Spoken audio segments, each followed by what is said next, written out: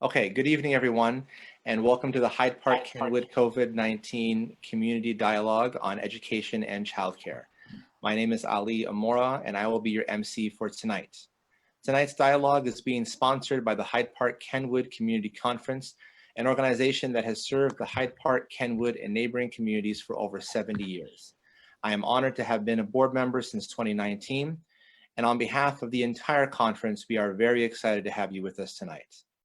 Tonight's dialogue is a chance for all of us to come together during this very hard time. It's a chance for us to see one another, to see our neighbors, to hold space for one another, and it's a chance to share how COVID-19 has affected our lives. It's a chance for us to hear from experts also and to get some of our questions answered.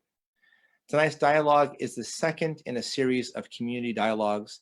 The first was held on April 21st, with over 21 participants on Zoom and 6 elected officials who joined us. We want to thank everyone who joined us that evening, and I want to thank everyone who's here with us tonight. Now I'm going to quickly run through our schedule before we begin. The event is going to have 3 parts. We'll begin with the Principals Roundtable. We have 4 principals joining us tonight who will share how their schools have dealt with education and schooling in light of COVID-19. This part will last about 20 minutes. Then we'll follow up our Principals Roundtable with an update from CPS officials on the status of our schools.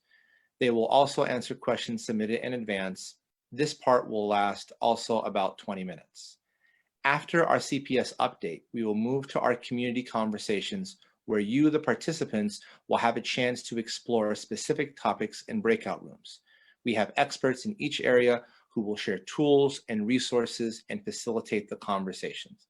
This part will last a little over an hour.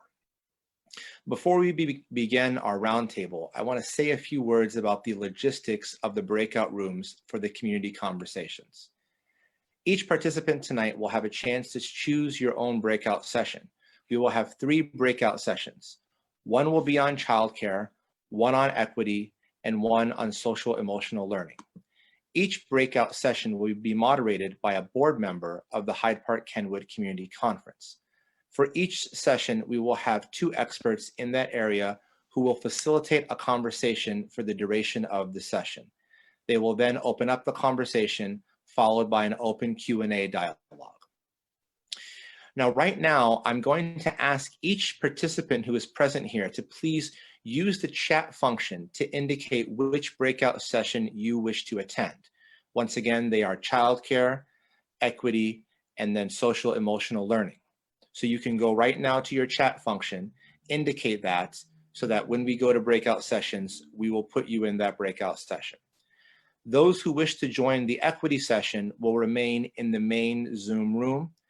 The other 2 sessions will go to breakout rooms. Unfortunately, the breakout sessions will only be available to the participants on the Zoom app, not for those on the phone. For those on the phone, however, you may stay on and participate in the equity session. As a reminder for all of our participants, please remember that this is a public forum. Out of respect for all the participants, please use appropriate language and keep your questions and comments brief and to the topic at all times. The Hyde Park-Kenwood Community Conference reserves the right to mute or remove participants for inappropriate comments or comments that don't relate to the topic at hand. Lastly, I'd like to let everyone know that we are recording this session and live streaming the event on the Facebook. Live streaming and recording, however, will end after the CPS officials update. We will not be live streaming or recording the breakout sessions. Once again, for those who are on the call, please go to your chat function and indicate which breakout session you would like to attend: childcare, equity, social emotional learning. At this point, I would like to thank you all for being here, and now I'd like to introduce the Hyde Park-Kenwood Community Conference Board President, Phylin Crawford, who'd like to share a few words on behalf of the board. Phylin? Thank you, Ali. Good evening. I'm Phylin Crawford, President of the Hyde Park-Kenwood Community Conference. Welcome to the second virtual community dialogue on the COVID-19 crisis. Today's topic will focus on education and childcare. The subject is timely and relevant, whether you have school-aged children or not. Keeping our educational system and our childcare system on track is one of the most important things we can do to get through the pandemic. We look forward to an interesting and informative dialogue. Please support the work of HPKCC. Join, volunteer, donate at hydepark.org. Thank you. Now back to Ali Ammoura, the moderator for our Principals Roundtable. Thank you, Phylin. Welcome. Okay, so as Phylin stated, now we will move on to our Principals Roundtable for tonight's dialogue. I want to thank all of our principals who are joining us tonight. Tonight we are joined by Karen Calloway, principal at Kenwood Academy High School, Greg Mason, principal at Murray Language Academy, Lauren Butler, founding teacher and organizer at the Chicago Free School, and Nicole Spicer, principal at Bronzeville Classical Elementary School. I thank you all so much for being with us tonight, and we look forward to our conversation. So tonight, I'm going to ask each principal to share with us some of the challenges that your school has faced in the recent months in light of the COVID-19 crisis and how you've responded to those challenges. So we'll give each principal a chance to share, and if we have time in the end, we might have some questions that I have for you. But for now, we have Principal Calloway with us. Principal Calloway, if you would be so kind and generous as to start us off, we'd love to have you. I just thought we were going to start this by seniority. I was looking at Mr. Mason. I thought to myself, he's been doing this a little longer than me. We should start with the experts. But since you called me out, Ali, I guess I'll start it out. I appreciate it. Thank you so much. Hey, welcome everybody. I'm happy to see everybody looks good, healthy, and just really wanting to learn and engage. I think these kind of conversations are super important for our community, for our students, for our parents, for all the stakeholders, right? Kenwood is a school, over 2,000 students. So it's really challenging to, figure out ways to motivate and encourage every single one of them and capture every single person who's involved. It's not just as a principal, you're not just working with students, you're also trying to engage teachers. You're trying to communicate with parents, you're trying to communicate with stakeholders, and you want to make sure that you're really having an opportunity to touch bases with everybody and make sure that everybody's okay. So that was the first thing. In addition to trying to really adjust yourself. Sorry, you guys. I have a little attack dog. He's actually really That's okay. He's actually really nice. But I think the challenging part for me has been really just trying to make sure that all of our students are tech ready and making sure that we have enough computers so that we can really enhance or make sure that we're capturing the digital divide with those who have and those who have not. So I think we've done a really good job at reaching out to families. We've distributed computers 7 times thus far. We actually ran out of Chromebooks, and so CPS has been very supportive in making sure that we have the Chromebooks that we needed to make sure that all students had access to technology.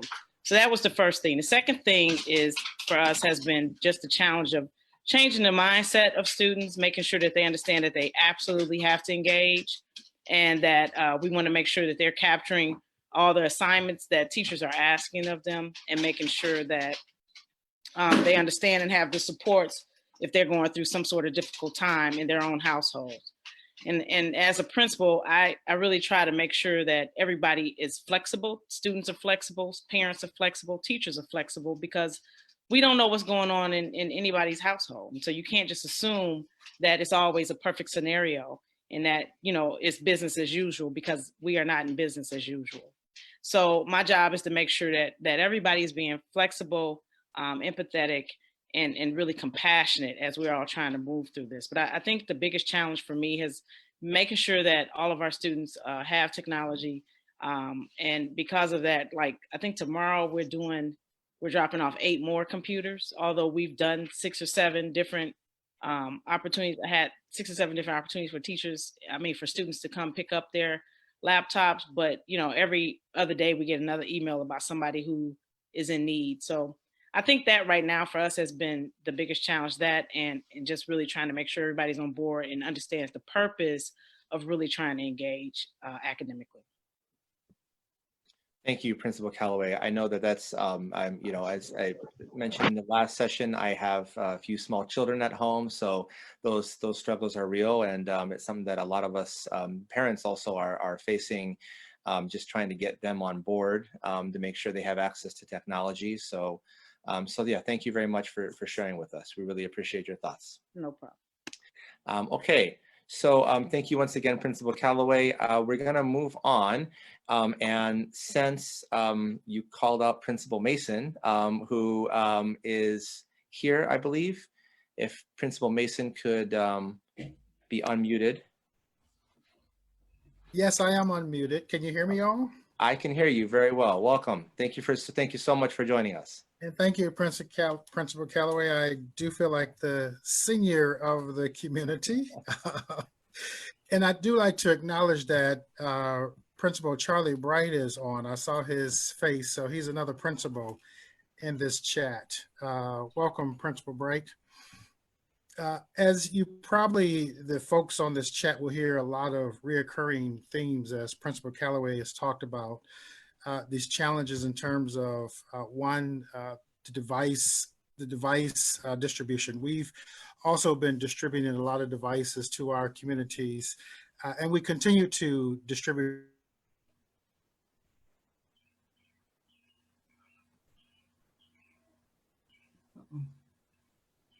Can we also hear Principal Mason? Oh, he dropped No. out for a minute. No? All right. Yeah.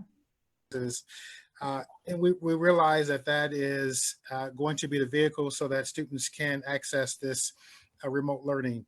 A big challenge for us was also creating a master schedule. You know, when we create a schedule for our students during the regular school year, creating a remote schedule and trying to really think about how much time students really need to be on a device and need not to be on a device, and what's doable and acceptable for teachers as well as students given the parameters. And that was a really challenge. And so we came up with that, that plan given the schedule that we had to create. The other challenge was, as we talked about, CPS has about 600 school buildings. Now we have probably 300 buildings, 300,000 buildings, and trying to understand, and when I mean it, I'm equating that with the homes. What is happening, what structures are happening in all the different homes. It was quite easier to manage when in our case, we have 461 students when they were all in our building. Now they're scattered about across the different homes, and what structures are in place in the homes, and how do we support all the parents and all the homes, and making sure all those pieces are in place. And again, trying to understand what's there so we can really support those students. And in doing so, how do we reduce the stress? Not just for students, but just for parents as well. And so what we've tried to do, in addition to talking about what are the challenges of remote learning, what are some of these social and emotional challenges that parents and students might be going through? So we had one principal chat where we asked our clinicians to try and put together some tools to help support our parents. The other challenge is we want to keep our core curriculum going on. In other words, what was happening in our school prior to COVID? What were our goals for the school year, and how do we keep that expectation going? Our science has been a real big push this year. How do we keep that science going? So for example, our science teacher wrote a grant. As many schools in our network, we just learned that there's a fusion grant that came about, and we are partnering now with Northwestern, about 5 schools in Network 9. So we're still trying to keep these partnerships going. So obviously when we come out of the this COVID pandemic, we still are going to have these school-based programs that we will continue to move. We have another partnership that obviously we had to go remote with, but we have a partnership with Professor Chetty, who is doing a parent involvement and parent engagement activity with our parents. And that's around internet safety and internet privacy. And it was quite timely because we had started this activity right before we went into this kind of shut down, and she did a remote professional development for our parents. So we kind of was not excited, but we were forward thinking about what are the internet challenges even before remote learning came about, because a lot of the issues that were happening in our school started with social media. And so that was even a challenge before we even got to this kind of remote learning. So we had started another partnership with a company out in Australia, and Murray may get a pilot. It's a company called Kudo Knowledge, and they have a platform called StarShell. And it does a lot of cool activities that we think will really support the work that we're doing around remote learning. So again, trying to keep this idea of social media going, but how do we keep the privacy and the safety of our students and our parents in mind as we continue this social emotional learning on the internet. But again, the real big challenge is trying to think about what is happening in the home and how do we support the parents and the students as they function. We share something today that says, particularly parents, a lot of research talks about as you create schedules, as you create activities, keep it fun, keep it real, keep it structured. That is so important because in schools, students have routines and they're used to routines, and that is so important. So just trying to get parents to really think about the things that we do at school, and if they can transition those things to the home life to keep those structures in place. And that is the challenge, that this connection that we want to keep at school. So Yeah.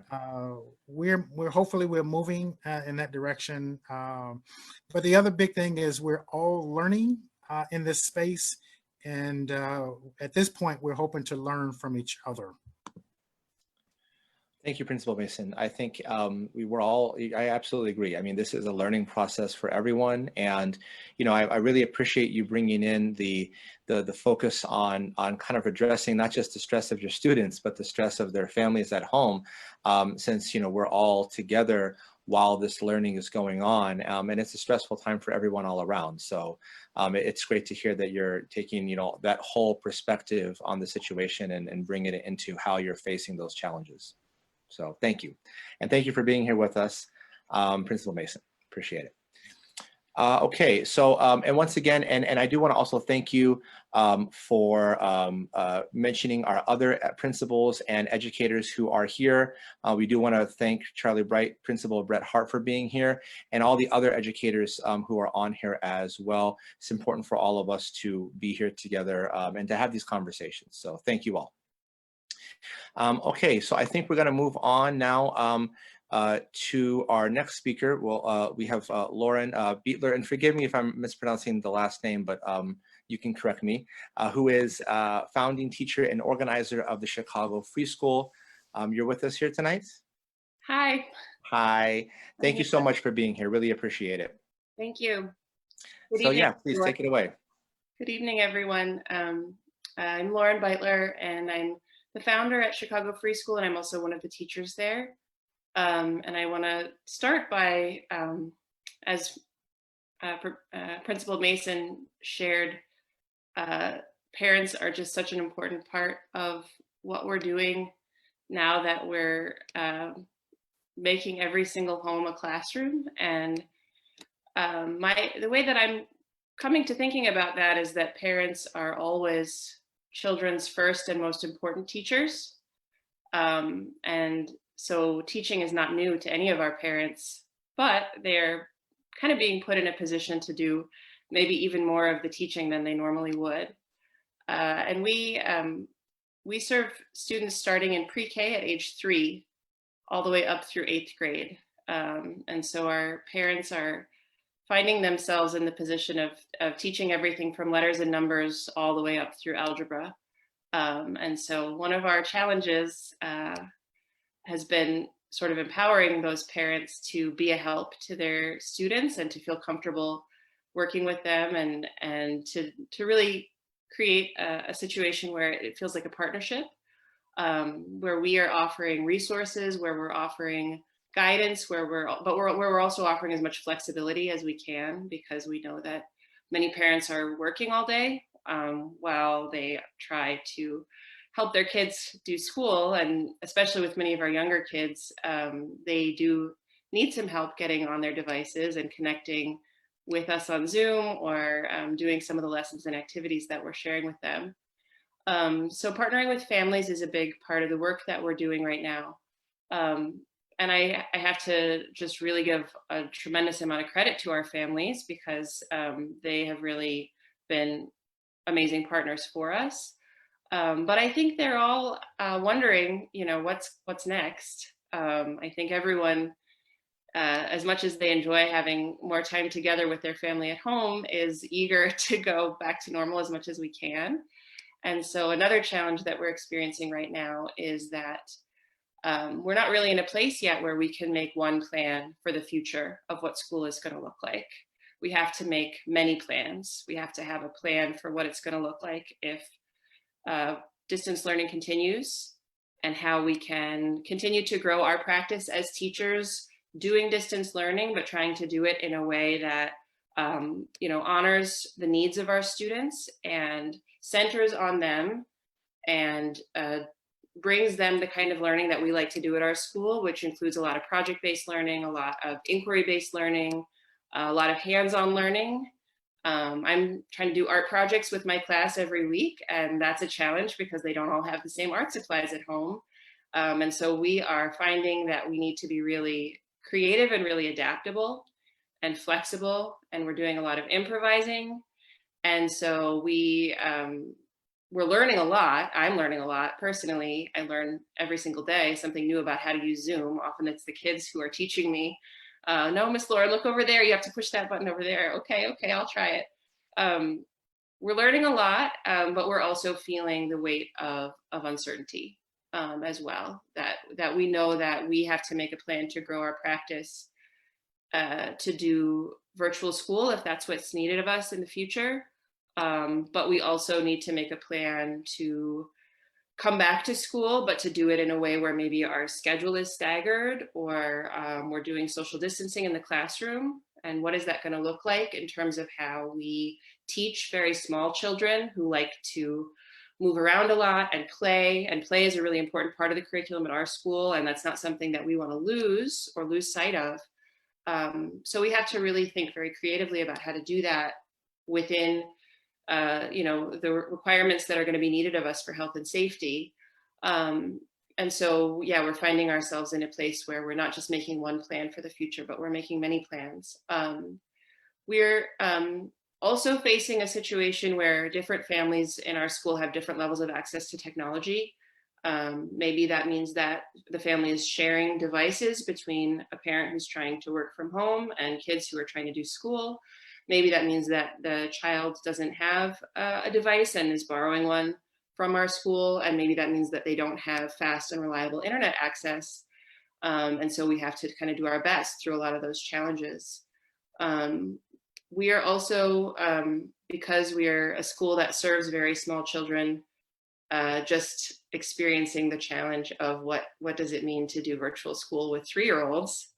And I have to give a tremendous amount of credit to our preschool teacher and our kindergarten teacher, who are just really trying to keep things really fun for them, and, learning about insects and, planting gardens in their kitchens, and just trying to do as much as they can to make things feel as much like the way that we want school to feel as possible. We want school to be a place where kids are excited to get up in the morning and learn. And we're trying to make that continue to be the case, even though we're not together in the same place. Yeah, well, thank you. That's, and speaking as someone who has a 4-year-old at home, it is quite a challenge, and a different challenge than those who are in elementary and beyond, to keep them engaged. So I appreciate your insight, and thank you so much again for being here with us.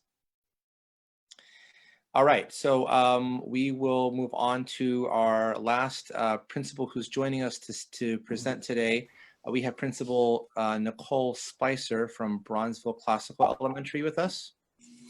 Hi, good evening, everyone. Good evening, good evening. And I must first say that Principal Spicer is my daughter's principal, so very happy to have you. Thank you so much for being here, and the floor is yours. Of course, thank you. And please tell Mama I said hello. I just want to make sure I don't forget to give her a shout out. I will. So thank you so much for having me, and coming after 3 school leaders and a founder of a school. I feel very privileged, and also want to echo some of the sentiments that they've already shared this evening. However, going into the idea of a school closure, even from the beginning in March, when we thought that we were only going to be closed for 2 weeks, Bronzeville has really dug deep and rooted ourselves in our core values, because that's what we're really trying to espouse. Bronzeville Classical School, this is only our 2nd year open. So really developing those core values and making sure that we stay rooted is a big part of what we do around building our culture and climate. And so one of the things that we really strongly believe in, and we consistently provide for our families, is just communication around what we're doing, why we're doing it, and just making sure that we make decisions that are rooted in our core values so that our families understand some of the decisions that we have to make. So in some of that clear, consistent communication, we've definitely told families that we are prioritizing the physical and mental health of our learners. While we understand that everyone is worried about grades and academics, we've really just been consistently sending the message that we need families to make sure that they are physically well and mentally well. As educators, our superpower is educating kids and growing them and making sure that they are where they're supposed to be academically, but if they come back to us physically not well or experience some type of mental trauma, that definitely creates more of a barrier for us to do what it is that we do best. And so I've really tried to encourage and empower my families to think about what they need for their family, and to know that as a school community, we're going to adapt, and just reminding everyone that the only constant is change. The second thing that I would say is just been a challenge for us is I think a lot of people, when you're making your remote learning plan, you're thinking about learners, you're thinking about their families. But for us at Bronzeville, we're also thinking about our teachers. So you are working from home, teachers are also working from home. So they are now teaching your child, teaching their children, supporting their spouses, maybe living alone, maybe young, maybe older. And so really just reminding our teachers that we see them and we know that they are human, and we know that they are also balancing their family needs as teachers as well as what their learners need academically.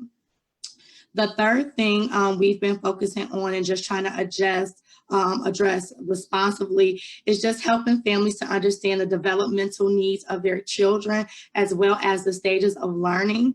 While you are trying to work at home or be on your virtual call, our students are kindergarten through 3rd grade, so they're not going to know how to get on a Zoom meeting by themselves. They're not going to know how to get on a Google Meet. So helping families understand that it's okay if your child needs support, and we're going to put in measures like recorded lessons and post them in very public places, so that if you can't get to them during the school day or when a teacher is going live, you still have access to it. Because for us, it is an equity issue. We don't want some students to be experiencing live lessons and instruction and other students not. So we've really tried to develop a robust and responsive plan that will allow families to engage when and how they can. The other thing that I just wanted to emphasize that Mr. Mason mentioned is just managing the stress of adults and children. we have really prioritized managing adult and child SEL. And one of the ways that we've done that is one of our teachers records classroom videos, and he posted in our Google Classrooms just to remind our students that we are a calm classroom school and that they do have to take a moment to quiet themselves and meditate and center themselves for a moment. And that is a lifelong skill that they can use to manage their stress, as well as adding in some self-care tips and resources in our weekly class newsletters that we provide to families, where we do talk about the academics, but just making sure that we highlight and provide resources around SEL. And then the two more points that I just wanted to make in terms of just challenges in our responsiveness is just really around work and virtual learning. I think our families are just really concerned about grading at this point because we are in the fourth quarter and no in-person education has happened. And thankfully, with the support of the district, not only from mobile hotspots for our families that don't have access to high quality internet, providing new devices and making sure that we have the technical support to support our families, but also in thinking about the grading guidance that they recently shared with reminding us that we have to have empathy and extend grace to our families, and making sure that we have gone above and beyond so that our families understand what the expectation is and they have help and support in meeting those expectations so that we do not leave any of our learners behind. But it has just really been a privilege to be in Network 9, where I work with Mr. Mason and Charlie Bright on a regular basis and just sharing resources. So this has just really been a great time for us to capitalize on that collaboration that we always talk about as a school community and really share resources and best practices. So that's just a little bit about what's going on at Bronzeville. Thank you so much, Principal Spicer, for your thoughts. And, we've definitely taken advantage of some of those resources. We try to do yoga in the house, and that, tries to calm everyone. And I try to get my 4-year-old to do it, but he just runs away, and that's okay as long as the other ones do it. So yeah, and thank you so much for your insight, and thank you for being with us. So at this point, that wraps up our first portion of our COVID-19 community dialogue. On behalf of the Hyde Park-Kenwood Community Conference, I want to thank all of our educators and our principals who joined us, Principal Calloway, Principal Mason, Ms. Butler, Ms. Spicer. It's very important for us to really stay during this time and to hear and see our school officials and to know what's really happening with our children's education. So once again, thank you all so much for being here, and thank you all for being present with us today.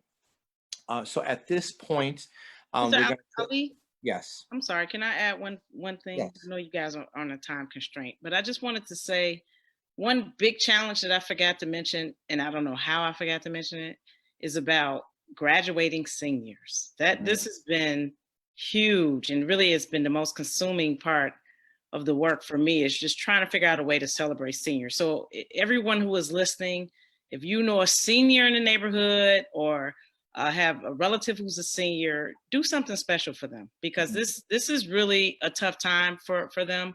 And that was probably one of the most difficult conversations I've had to have, in telling them that we're not going to do the traditional graduation and prom, but on the flip side, trying to figure out a creative way to still make them feel super special. So at Kenwood, we do have some really cool stuff that's coming down that you guys will see if you're driving past Kenwood when it gets closer to graduation. But if you know of any seniors in Hyde Park, or any seniors throughout the city or in the States, really, reach out to them and really make them feel good about, the experience that they're going through, and trying to figure out ways to make them feel better about what we're going through at this time. And thank you, Principal Calloway. I think that's really, really important. And I think, we can tend to forget, right, that when we were in high school, how important was that to us? And Absolutely. Now they're missing it. So absolutely, we should all keep that in mind. And if we know seniors, we should give them some words of encouragement, and that might be enough. So thank you so much for bringing that up. It's a really important point. Thank you. Thank you. Okay, so at this point, we're going to move to our next portion of the event. I'd like to introduce my fellow Hyde Park-Kenwood Community Conference board member and president, Phylon Crawford, who will moderate our next session on updates with some officials from Chicago Public Schools. So at this point, Phylon, you can take it away. I'm sorry. Yes, Yes. thank you, Ali. You're welcome. Do I have Dr. Swinney and Chip Johnson on the line? I can't tell. Let's see. Yep, I'm here. Yep, I'm here. Thank you. Okay, all right, very good. We're happy to be joined by Chip Johnson, Chief Officer for Family and Community Engagement and Education, and Dr. Maurice Swinney, Chief Equity Officer. Thank you both for joining us. We're happy that you're here. And let's get right to it. Mr. Johnson, can you take a couple minutes to introduce yourself and what your department is doing to help families get through the crisis? Yes, I am Chip Johnson, the Chief Officer for Family and Community Engagement in Education.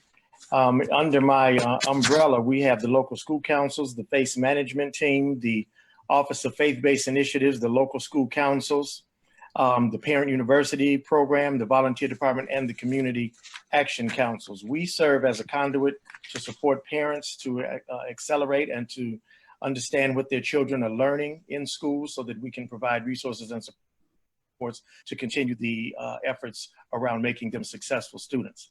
So it's a lot to it, and that's it in a nutshell. All righty, thank you. Dr. Swinney, go ahead and introduce yourself and tell us what your department is doing. Hi, everyone. Maurice Swinney, Chief Equity Officer for Chicago Public Schools. I first want to give a shout out to Principal Calloway. I'm wearing my Kenwood shirt. Thank you. I wear my shirt all the time. I appreciate all of the work that all of the principals are doing right now. And for every person who's on the front line holding it down, we really appreciate you. A part of my work in the Equity Office is to ensure that all of our young people, especially those who have been historically underserved, are getting the right opportunities and resources. So every time we talk about the 25,000 Chromebooks that we've been pushing out, the additional iPads, the hotspots, my office and my team have been involved in where that distribution happens on this, throughout the city.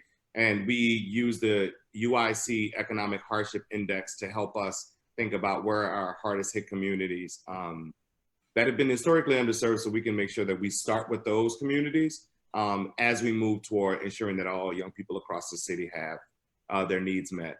As you know, we've probably have given out 10 million meals, I think, at this point, to ensure that young people and their families have food. We all know that people outside of Chicago Public Schools have also been benefiting from that. And so we appreciate being of service to the city. And I can probably go through a lot of things, but you may have questions, and it's probably better to flow with the questions. Sure, let me get to our questions that we've sent you, so you've had a chance to think about them, and let's kind of alternate with your responses. Sure. All right, Chip Johnson, you first. Yes, ma'am. How is remote learning proceeding? Are students getting the laptops and the internet access that they need? So we are in the process of continuously giving out devices, as Karen Calloway eloquently said, that, you know, those schools that have low inventory, we are trying to supply them. I will say that as of yesterday, I did hear a figure that we have passed out about 114,000 devices across the city. We continue to get our daily downloads to make sure that our children are learning. We are really focusing on our low income areas, specifically the south and west sides, for those students who are not, who don't have access to technology, who don't have access to Wi-Fi. We are working with some of our corporate partners, Comcast, Infinity, et cetera, to see if we can create some type of partnership and connections so that these places that don't have the adequate connection we will be able to connect these students to that. So it's just been many voices at the table to work through that, not only with Chicago Public Schools senior and executive leadership, but with also the Office of the Mayor and her team to just try to make sure that we can adequately serve our underserved communities as well as our regular communities as well. So it's been in process. We continue to go through making sure that our students are actively learning on the devices. That's been one of our hard challenges, to make sure that especially our high school students, and some of our challenges with parents who don't adequately know how to access technology, how to get on the internet. And then you also have some parents that have challenges with literacy, who just don't know how to read through and understand what's happening there. So we are in the process of trying to make self-help tutorial videos, so that if they can't read the information, then they can at least watch the information, hear it, and see if they can learn from that end. So, this has been it's been a hell of a space to be in for these past 7 weeks with education across the world, I'm sure. But I will say that Chicago Public Schools has taken the bull by the horns. Dr. Swinney's team has been very engaged in making sure that we are equitable in the distribution of devices. And if there are challenges there, his team has been able to get in there and kind of help address those challenges with elected officials and those that have the power to make legislative changes and things like that. So remote learning is working. It's not working as much as we'd like it to be, but right now we have about 83% as of May 12th, yesterday. The day before yesterday is my latest data point. 83% of our students have been contacted, with 99% of our schools reporting, and then 83% of our students are on the digital learning pathway. So that says a lot about the success, about what we're doing to making sure that our students are on the road to success, even despite the current pandemic. All right, thank you. Dr. Swinney, next question for you.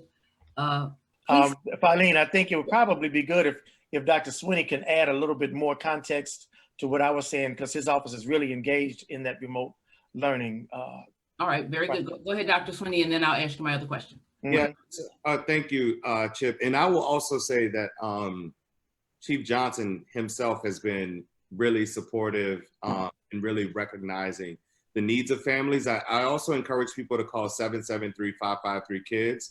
So if there is a particular need that needs to be met, that number helps to trigger us on how we can support people and what they need. So for the smaller issues, and also to continue to reach out to our awesome school leaders. The other piece of that is, we are, not to put too much information out just yet, but we are really thinking as a city and systemically, how do we provide internet access to families who need it?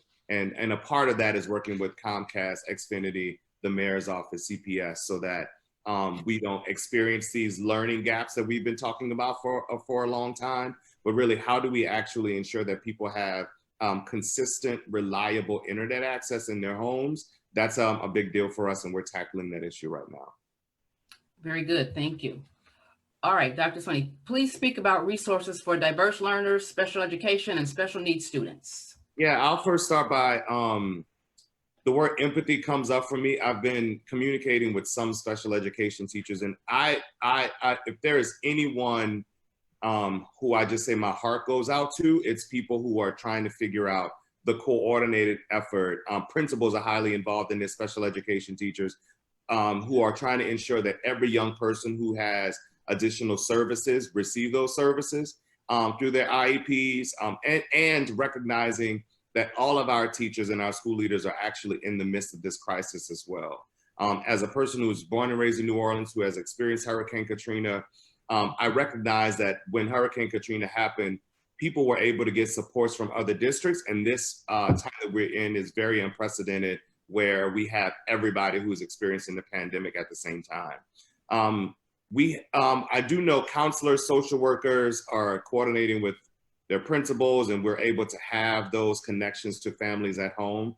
That's an ongoing process, and I just ask that people reach out to their schools.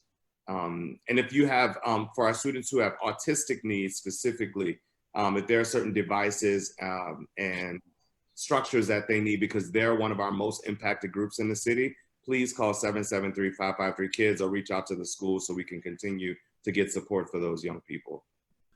All right, very good. Chip, did you want to comment on that one? Yeah, can I share my screen?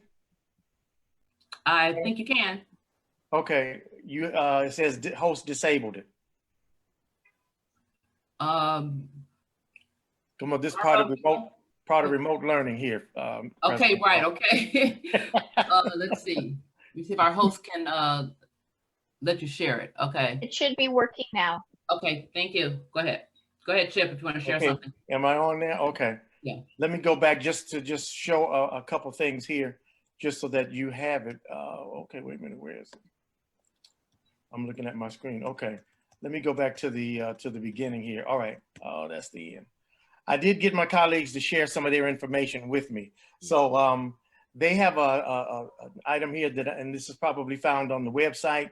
They talk about the instructional quality that they're offering students with special needs, the procedures and standards with our DRs in terms of scheduling, case management, IEP goal writing, policy and procedures. I'm just going to run through it since this is being recorded.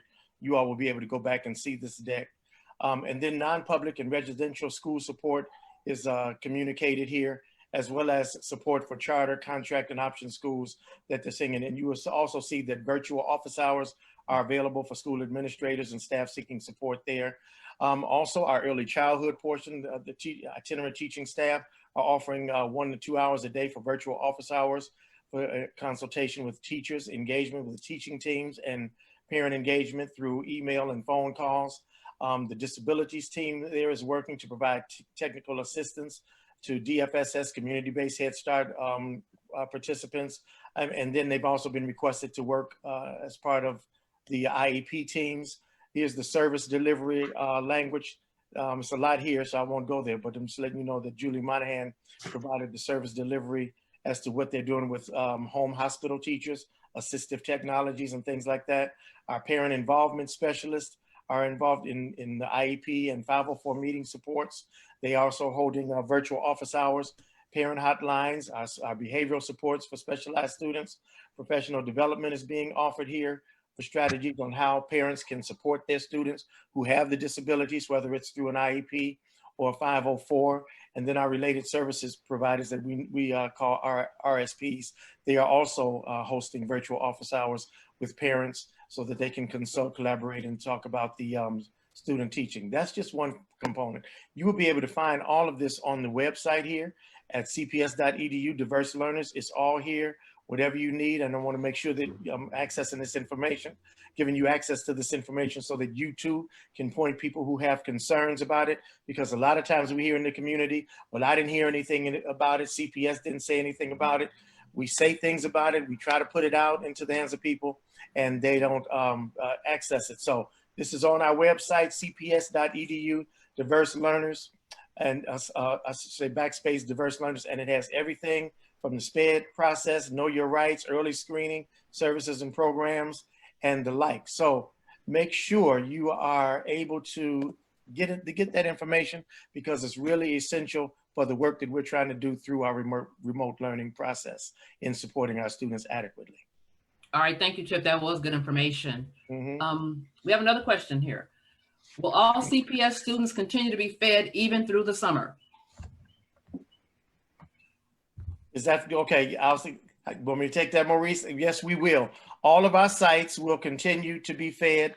All of our sites will be open. Some of the food sites may change, but we have more than 270 schools that are providing food services to our schools from 9 to 1. We will continue that program through the summertime as well. Let me see. I did have another, because I want you all to know this information. And while I got the mic, I'm gonna make sure you all have it, okay? So I wanna make sure that you see this here. This is our website, district response to coronavirus, cps.edu/coronavirus, okay? This is on here, and down here you will see the meal sites. You press that and it takes you to all of here, all of the information you need, our grab and go. And here's a finder. Here, let me minimize this so I'm not looking at myself so much. CPS meal sites, and it says find meal site. You find it right here. Click on this, it'll take you to a virtual map and you enter your home address and it gives you all of the sites that we have. And you see just by these balloons, these blue balloons here, the type of work that CPS is doing and continues to do to make sure that our neediest families and our families in need, doesn't matter where they come from, whatever case may be, if they come with a request for an ask for food, they will get it. So I want to make sure that you all are getting that information too. Again, This is our COVID-19 website, cps.edu /coronavirus. Okay. All righty, thank you. Dr. Swinney, you did have a comment on that? Just that, adding to what Chip said, that website has all of the information that one might need to figure out how to get the supports that they need. We've been actually pushing people to check out cps.edu /coronavirus to get constant updates. We update that site on a regular basis. And if there's anything that we find out that we need to alert the public about, we definitely have it on that site. All righty, very good. This one to you, Dr. Swinney, to start. Is there good communication between district leadership, principals, teachers, and parents? Let me say that good, yes, great, getting better at it. And what I mean by that is the communication styles and the way in which we need to respond, we're all learning this at the same time. I will say, as a district, we have been very constant about getting information to principals, and when principals send questions up to the district, somebody on the executive cabinet is involved in making sure that we have the response. And so we ask that people continue to ask questions. And as we learn how to solve this, we solve it together. And like I said a moment ago, coronavirus, the website that we talked about has a lot of the information that definitely needs to go to parents. And if for all of our community members who are online, if people have specific needs, please definitely reach out to us. Because some of the needs that we have are what I call nuance. They can be something for me and my family that may not be impacted by everyone else, and we need to know those things as well. All righty. Chip, did you have a comment on that one? Yeah, we have a very large district. I mean, 355,000 students, many principals there, 500 plus, 550 plus schools out there. So, I mean, sometimes communication can get a little rusty. And of course, you know, in this city, information moves very quickly. But our leadership, our senior executive leaders are doing the best that they know to do, and they've done a great job at it in working with our network chiefs and our department chiefs heads, such as myself and Dr. Swinney. The information is disseminated to the network chiefs, and then they are, I think most of these principals on the line have probably been with their network chiefs every day, if not, you know, twice a day, because we want to make sure that we're getting these students on devices and things. So, of course, sometimes we feel like communication could be better, and we do understand the challenges that it takes, that sometimes some information is missed. But on an average of 1 to 10, CPS is doing about a good 8.5 in terms of communication.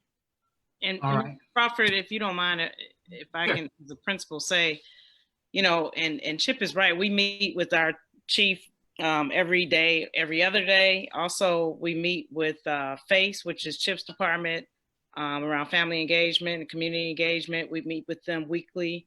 So we're able to really, you know, give situational information to them, and they can feed it up. And so I think, honestly, you know, CPS has been doing a really good job, you know, considering how many schools we have, how many students, really communicating with the principals, and we're communicating with parents. And so we know what some of the problems are. We're able to shift that information up really quickly because of the communication strand. Mm-hmm. All right, very good.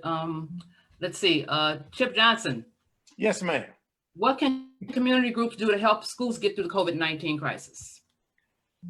So it's a lot that you all can do, and depending on your resources and how you manage them, there's just so many needs out here that we're finding. And, you know, one of the biggest things is just the mental health and the stress that these families are experiencing here.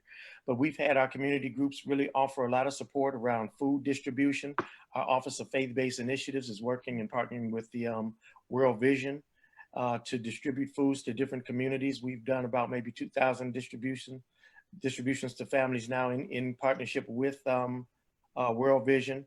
There have been some organizations that have offered devices for our children. We want to make sure that, and of course there's a process when there's a donation coming in from the outside, that we want to make sure that the devices are looked at and really kind of vetted through our IT department. But we have a lot of people donating that.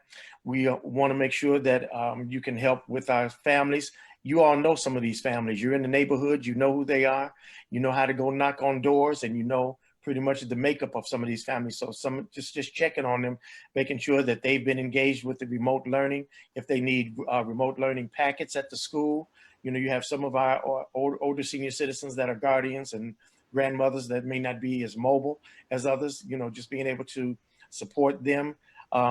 If you have inroads to some people offering technology, internet services, some who are offering tutoring, and we are being very careful about this, because one of the things that we're doing, even in this remote learning space, is that we still have protecting students at the forefront of all of this. So of course, we're not letting everybody in a Zoom room. We're not letting everybody just come arbitrarily to say they want to help, because you still got predators out there that are using this, just like the way you locked down this meeting, just so that you would have any interruptions from any foolishness outside of here. So we're looking at that. We have some that offer counseling, mental health and trauma assistance. Also on the social side, how to help families navigating the platforms of getting assistance for food, for unemployment, for health care, for rent assistance, support for students living in temporary living conditions. We call that STLS, formerly known as homeless. So there's a lot. It just all depends on the specific targeted needs in your community and what you can do. If you find that you have some things that you may need support with, and you come back to us to help navigate that, we do have our community action councils that are very connected to our community-based organizations that can help with that assistance. So we're out there. We try to stay out there, not as much, you know, because it is the protocols around social distancing and safety. But as much as we can, we try to meet the needs that we can to help this really make this a comfortable, or as much as a comfortable space as it can be. All right, very good. Dr. Swinton, you want to comment on that? Because that's going to be our last question. We got lots of questions, but we can't get them all in. So we'll communicate another way with the other questions if we need to get back to you. But Dr. Swinton, go ahead and comment on that one. Yeah, I think what's important too is, like, if you know that families are having issues with rent, that is a place to step in to make sure that people have rent protections.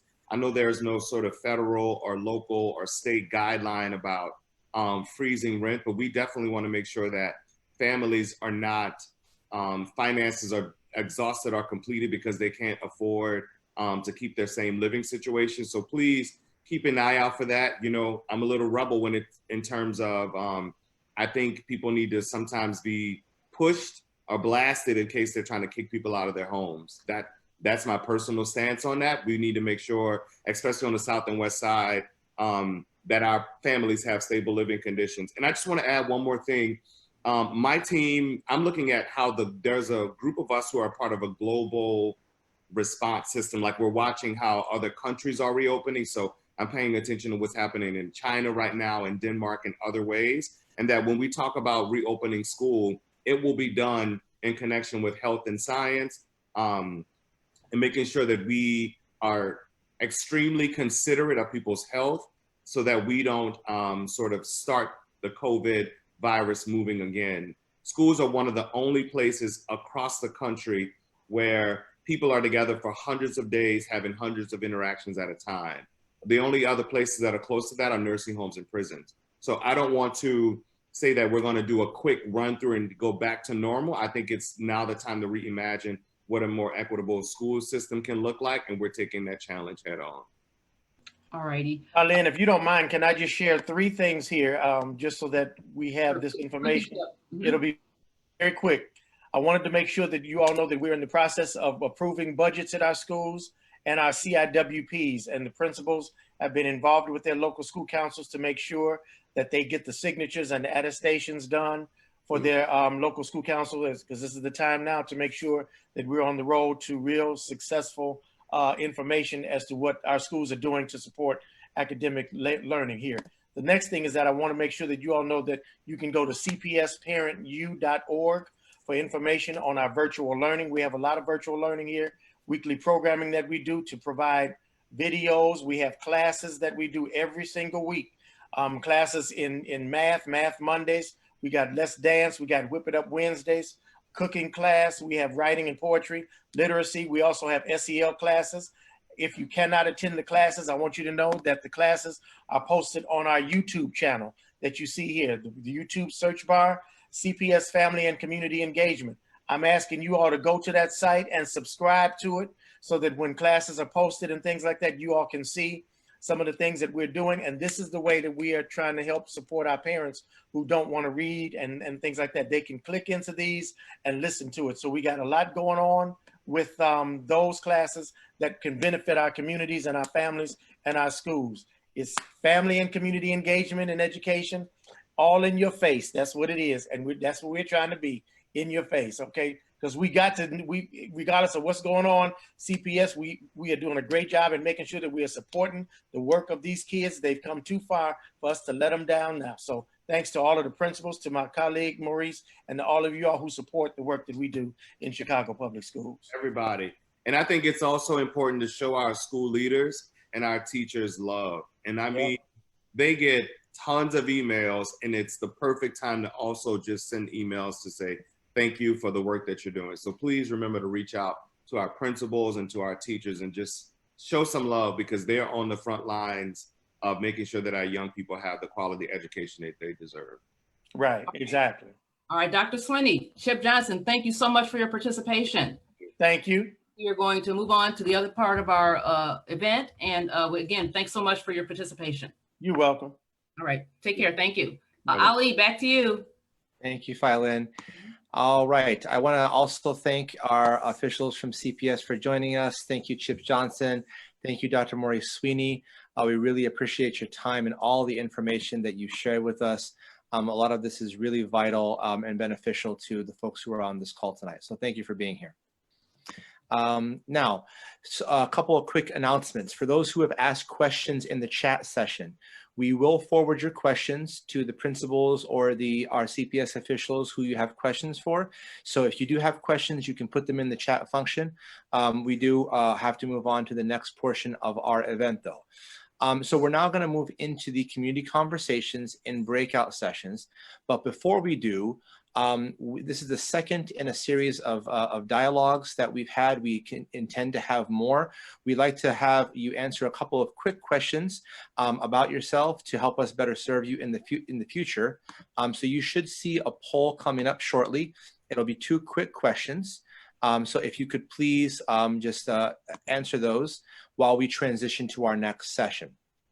While people are answering these questions, I'm going to go over the breakout session logistics one more time.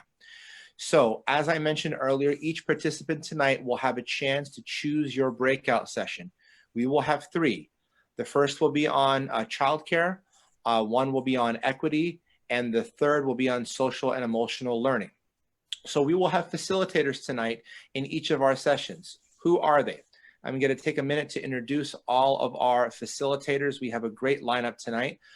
In the child care room, we have Tiara Burton, who is Center Director at the Bright Horizons U Chicago Child Development Center, Stony Island, and Sarah Diwan, who Development and Early Childhood Director at the Hyde Park Neighborhood Club. For those who will be in our equity breakout session, we'll have Natasha Erskine, who's a parent organizer at Raise Your Hand for Illinois Public Education, as well as Aiko Kojima Hibino, community representative, Bret Hart Math and Science Magnet Cluster School, and board member of Raise Your Hand for Illinois Public Education. And then for those who will be in the social emotional learning breakout session, we'll have Dr. Amanda Moreno, Associate Professor and Director of the Childhood Development Program at the Erickson Institute. And we also have with us Pamela Randall Garner, a Senior Staff Advisor at Collaborating Districts Initiative, Collaborative for Academic, Social, and Emotional Learning, also known as CASTLE. So we have a great lineup tonight. Once again, I'm going to ask you that if you haven't already done so, right now, each participant, please use the chat function to indicate which breakout session you want to attend if you haven't already done so. You'll then be asked to join that session when we start our breakouts. Those who wish to join the equity session will remain right here in the main Zoom room. No need to go to another breakout session. Unfortunately, the breakout sessions will only be available to the participants on the Zoom app, not for those on the phone. So if you are on the phone, you will stay and participate in the equity session. Once again, our rules, each breakout session will be moderated by a board member of the Hyde Park-Kenwood Community Conference. For each session, we'll have our facilitators who will facilitate a conversation on that topic for the duration of the session.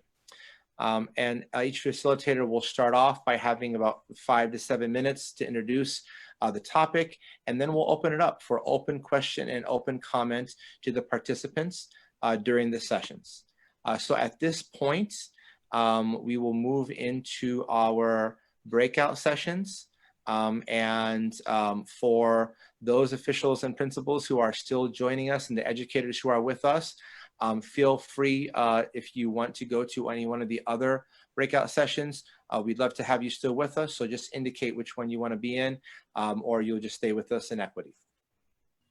All right, so with that, we're going to start to move into our breakout sessions. Give us a minute to really help transition, and we'll get everybody in the right place very shortly.